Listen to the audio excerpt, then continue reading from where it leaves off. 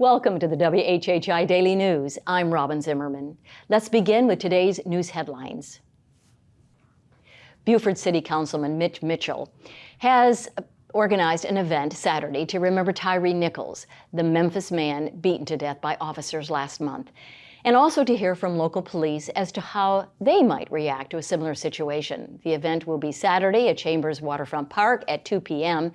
And besides Mitchell, Police Chief Dale McDorman and Mayor Stephen Murray will also be at the gathering, and other law enforcement officials have been invited. Mitchell hopes that the gathering will build trust between residents and police. Well, after a President's Weekend to regroup, the Alec Murdaugh murder trial got its first full day of defense testimony on Tuesday, with Murdaugh's team calling its own expert witnesses and family members. Prosecution rested its case on Friday after calling 61 witnesses, trying to persuade the jury that Murdaugh did shoot his wife and son. They also produced text messages from a month before from Paul to his father that Maggie had found several bags of pills in his computer bag at their Edisto Beach home. Now, prosecutors do admit they still have no confession, no video of the crime, no fingerprints, or either of the murder weapons.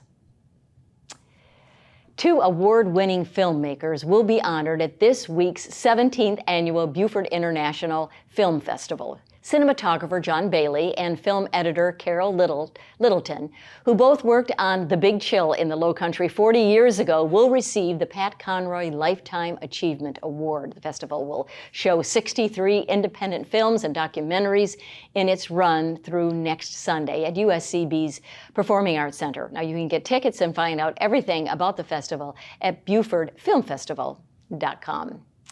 Well, if you've noticed that Savannah's airport was a little busier than normal during 2022, well, your instincts were right.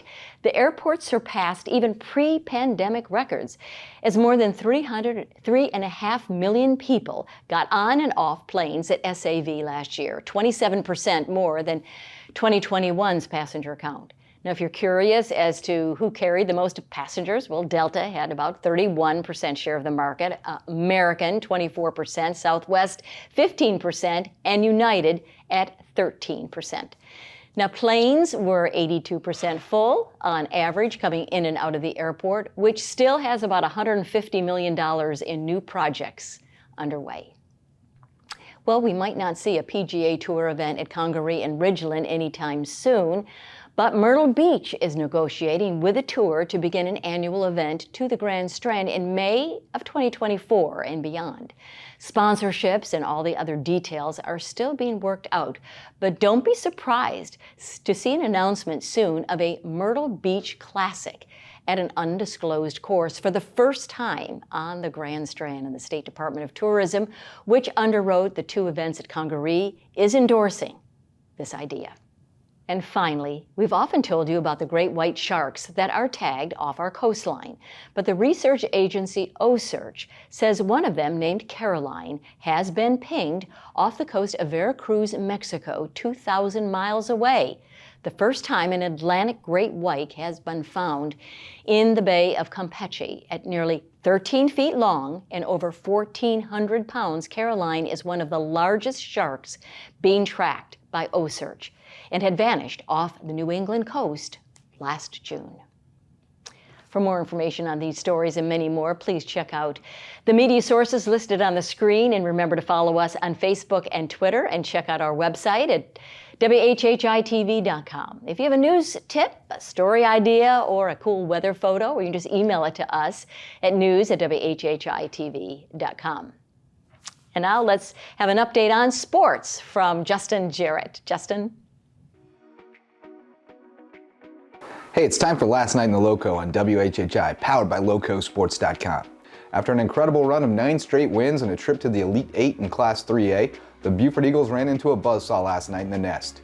The Eagles led 29-25 at halftime, but visiting Orangeburg Wilkinson ramped up the pressure on defense in the second half and closed the game on a 27-4 run to blast Beaufort 61-39 and advance to the lower state finals. All is not lost though, because we still have a full pantry of private school squads aiming for SCISA state titles, including the 4-time defending champion HHCA girls, who who rolled into the Skeeza 3A semifinals and will face PD Academy, which stunned John Paul II 42-37 with a fourth quarter rally. Beaufort Academy and Patrick Henry both cruised to big wins and will square off in the Skeeza 2A girls semifinals for their fourth meeting in the season. The prospect of an all-Lowco rubber match for the Skeeza 3A boys title is still on the table after HHCA held off PD Academy and Hilton Head Prep beat Florence Christian. The Eagles will face Shannon Forest, and the Dolphins take on Christian Academy of Myrtle Beach in Wednesday's semifinals. And if the pollen on your windshield didn't tip you off, spring has sprung. May River's boys lacrosse team opened its season with a 21-9 rout of Calvary Day on Monday.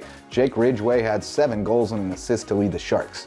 HHCA's baseball team also opened its campaign with a 7-4 win in 9 innings at Northwood Academy. Steel Bird with a pair of doubles and 2 RBIs for the Eagles.